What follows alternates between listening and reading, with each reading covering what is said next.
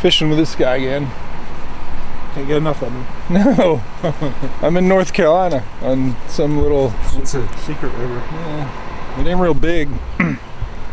Fish are though. We've had our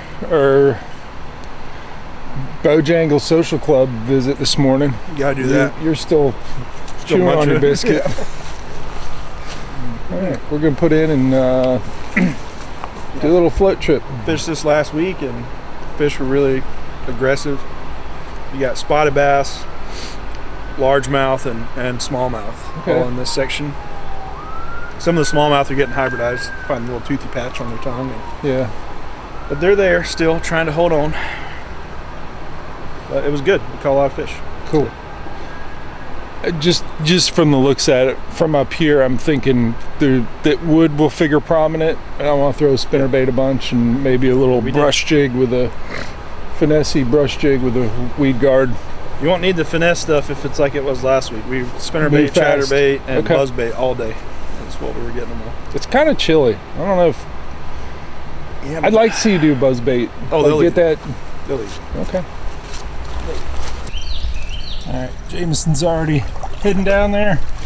I'm gonna show you my starting point. I know that, you know, there's gonna be a lot of wood. We're gonna move quickly, and I wanted to put on two baits, one fast, one slowish, for presenting to the wood on the bank or even out in the middle. The first one that'll fish fast is a twin spin bait I make. Got a Z-Man, I think it's a Swimmers or something on the back, redfish toad. Anyways, gold, you know, bluegill looking thing of my own creation, and another finesse jig that I made, but I put the bat wings on there. This one I will finesse fast. In other words, drop it in there and just keep moving. Like, drop it, let it get to the bottom.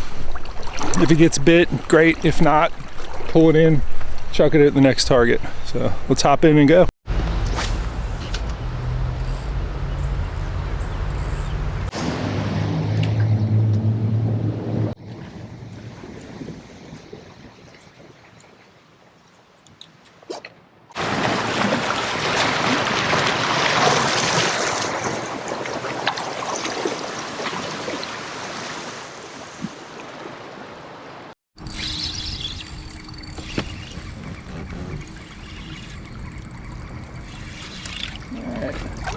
This one on a jig, and let's see this guy. Oh, it's a spot. For sure, that's a spot. Fat one. Typical shoreline eddy on the outside bend with some wood and some steep rock. And this finesse jig really gets them good. Holds them. Yeah, I need pliers on that guy. Yeah, gets right in that corner. That EWG, it's the Midwestern finesse jig. Is that head? That EWG on a hook, really. Once you got them, you got them. You totally got them. All right, see ya. Spot. What'd you get? Yeah, I got one. Largemouth, spotted bass? Spot.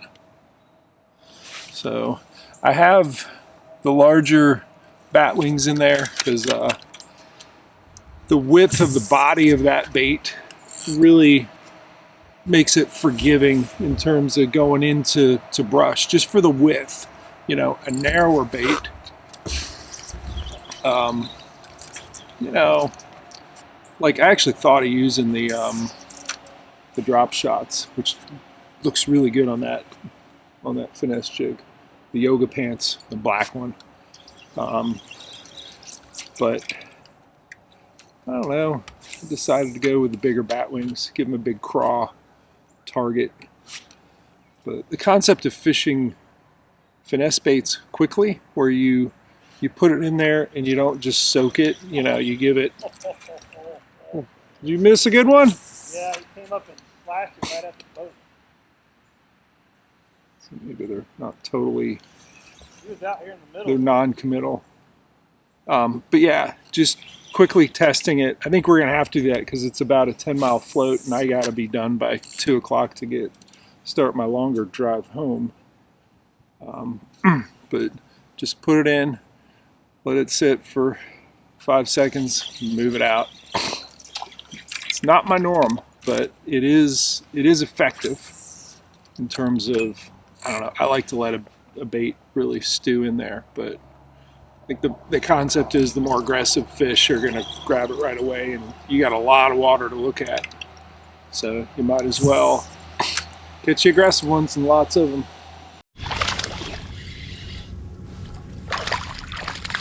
Looks like a largie, I think. Maybe a spot. Yeah, everything's a spot. What are you? That's a largie. Jig is doing work. You know, you fish fast until you find a concentration. That was 2, boom, boom, 2 in a row. So I got a concentration. No reason to keep moving really fast. Just enjoy this spot for a minute because there's a concentration of them. Fishing finesse baits quickly, drop it in, wait for the, and if it isn't there, don't give it a second cast. It's really about locating concentrations of fish. It's not how you fish it once you find them. You wanna work it once you find it. I think I just found a concentration of fish. So I feel like you always want to fish as fast as you can to cover more water. I've been fishing this with actually it's a diesel minnow. I thought it was a swimmer's. I'm taking it off because I'm feeling them tugging at the tail of it and not eating the whole thing. So making it just a shorter profile in hopes that they get the point. We'll see if it works. I really like the twin spin just from the standpoint of I can throw it at wood, and it's just, I don't want to say it's impossible to snag, but it's really hard to snag, and that's really the basis of why I'm throwing the 2 baits that I am. I just threw it over a branch, came right over. Low hassle factor, because we have to cover quite a bit of water today in a short period of time, and I don't want to be always motoring back up to get snags out and to stick my rod tip down in the branches. I just kind of want to float and chuck a bait and catch some fish. Low hassle factor. Both of these baits do that.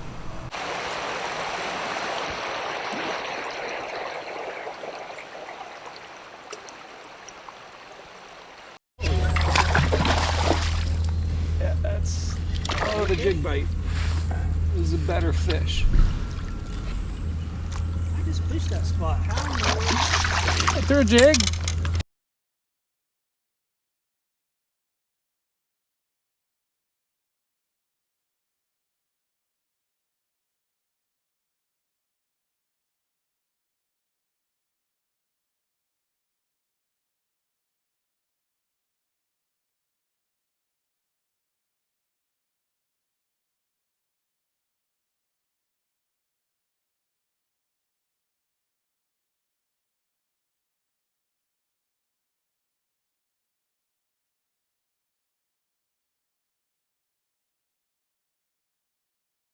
So the fishing fast with finesse is something I usually do on a lake with a Senko, where you set the torpedo moving in a certain direction.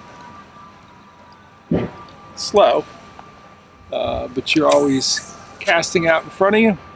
You get up to it, you catch up, see if there's a fish. If not, chuck it back out there. Usually tracing a shoreline or a grass line or some linear thing. But give them a shot at it. If they don't take it, give someone else a shot at it.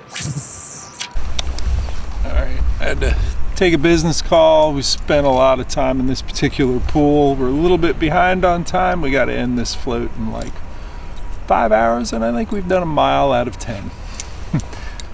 I got to speed up, so I'm gonna throw the sling blades around. Probably stay on the Torquedo a little bit more than I have, because we got to move. It's frustrating because I think it started. We've started the day, and they're certainly not fired up, but we're catching them, and they're catching them with something that has to be a fairly slow presentation. So I think as the sun gets up a little bit more, it's going to warm up. I think we're going to have our shots at some bigger fish hitting moving baits. Should probably be a jackhammer, but I'm trying the spinner bait because it's a little more forgiving on the wood.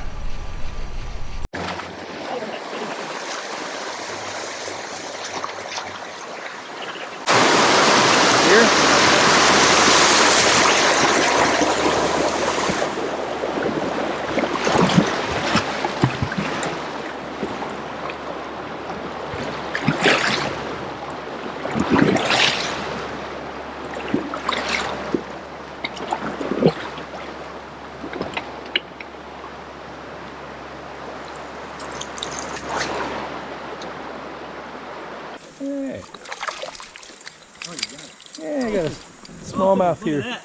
They were in there. Yeah.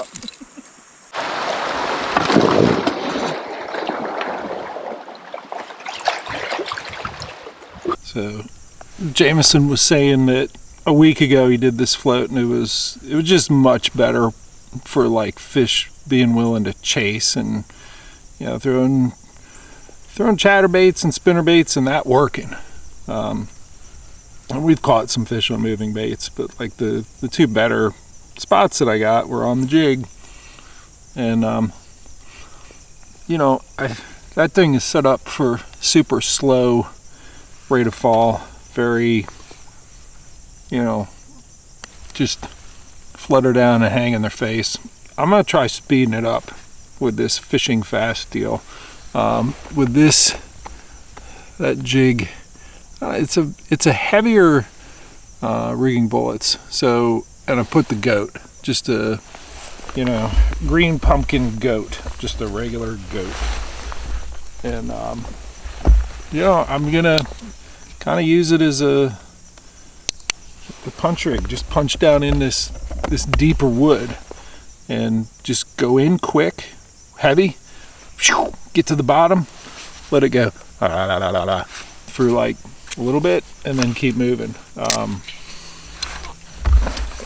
We still have so much water to cover, but getting a few of them on the spinnerbait here and there. He's definitely get them on the spinnerbait, but the better bite I think is on that, on the jig. And I'm just switching up. I actually changed the bat wings chunk to the smaller one, hoping it would get a few more bites. It didn't really happen. We've got a couple good bites on the big chunk, but this is just a little more streamlined, and I think it's gonna drop down in these log jams a little bit quicker. All right, that didn't take long to get one on the goat. Just punching it down in the wood pile here in front of me. All right, little spot. All right, so I cast up in this and snagged in a pretty swift area with this strainer right below it. And this is just one of those instances where you want to get your snag back. Man, is that a difficult thing to do if you don't have the Torquedo foot control steering. It just isn't going to go well. I just let line out and zoom back up to it, and easy. Easy. You got one? Yeah, I just lost another one. Put that fish down. Put it down. Put him down. I'm gonna take him off. I got a nutty buddy for my buddy. Grab it. Grab it. Grab it. Grab it. Got it. Nutty buddy.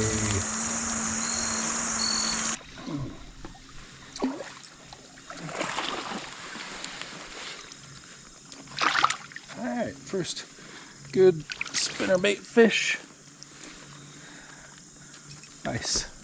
Switch to a gold one. We are on a little bit of a shaded bank where I got this guy from. It's a gold spinnerbait. I think shade makes a difference. Even though it's not summer, it definitely makes a difference in summer. But that's cool. If we get some to take a fast moving bait, I'll take it.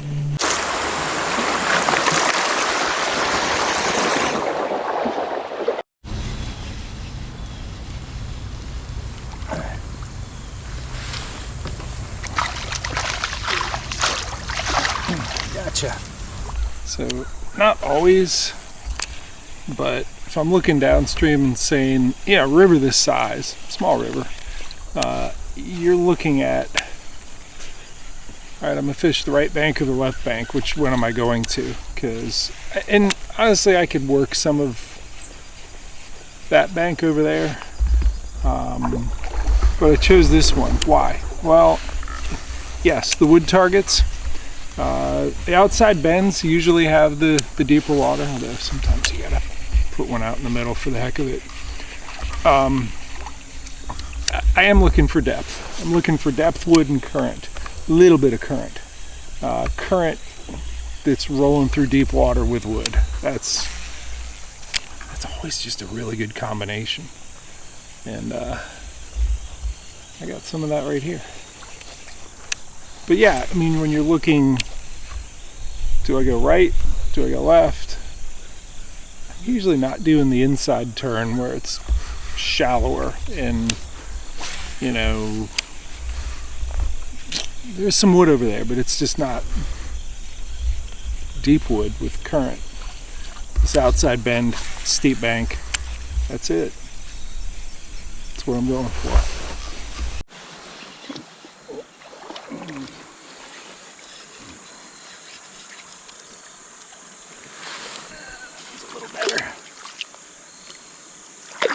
And the reason why he's a little better is that he is a smallmouth. He is fighting differently. He is angrier. And he's beautiful. Look at that nice smallmouth. No patch on your tongue. You're no hybrid.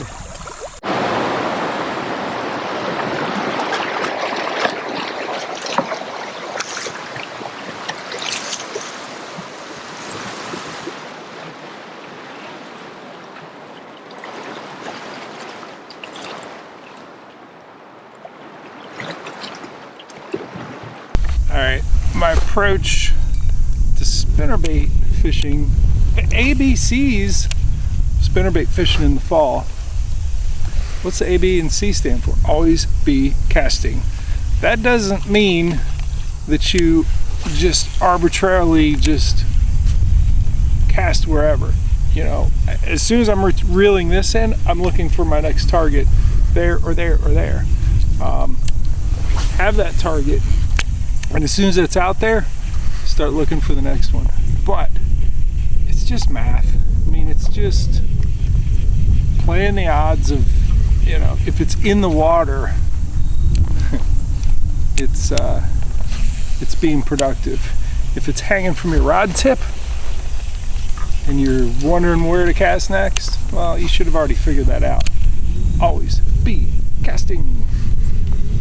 When you cast, and I like to cast at wood, you want to go across it, feel it, clear it, and as soon as it goes over, you pause and let it flutter down and then resume. So that little maneuver where I'm going to use my rod as the, you know, as the branch, it comes up to it and then flutters down and then resumes.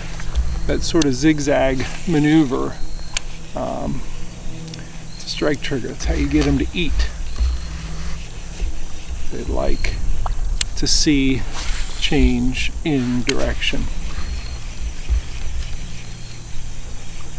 Yeah, that's it. I mean, there's more, but that's basically it. Always be casting.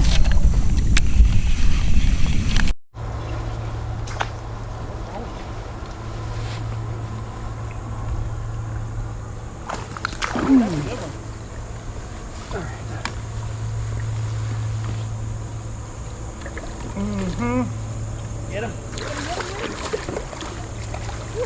Yes! Yeah. Dude, that's Good nice. smallmouth. That's an 18-incher right there, ain't it? Yep. And look at that. It comes right out. Sweet! Double. Oh yeah.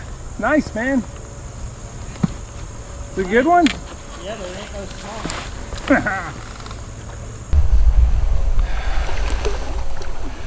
Alright, I know he said that there'd be some good spots and some largemouth in here, but that's a good smallmouth.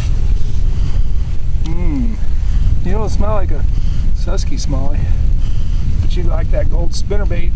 Yes. I am going to point out, if you look, there's a big old rough patch. I mean, very well distinguished. You know, this is not a pure smallmouth. So he's got some spot in him because that patch on the, feel it. Oh yeah, you can see it's a that. big one. Yeah. So, It's but pretty yeah, fish though. we'll go ahead and let this guy back in there.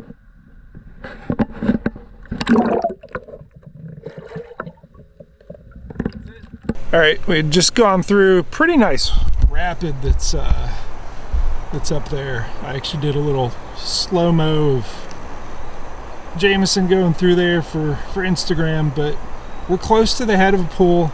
If you look downstream, the pool goes on for a long ways, and that fish came out of this steep bank, deep water, fairly gentle current, but there is current, and this collection of wood here is what he came out of. So it's at least 8 feet there. And Jameson said, yeah, let's fish that bank again.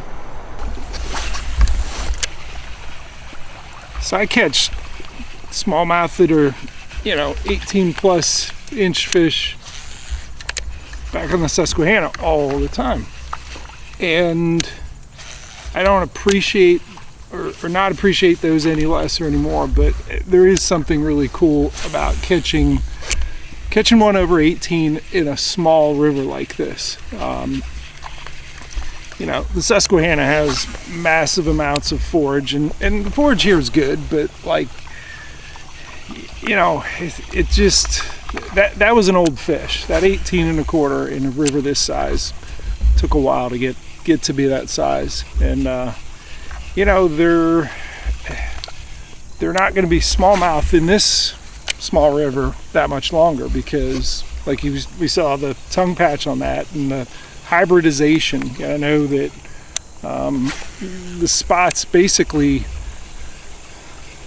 breed with all the other black bass, and the other black bass genetics just disappear. It just becomes all spot with time. So I don't know, was that one of the last really nice smallmouth to come out of this section of river, even though it wasn't a pure smallmouth? I don't know, but I'm glad to have caught it. I appreciate it.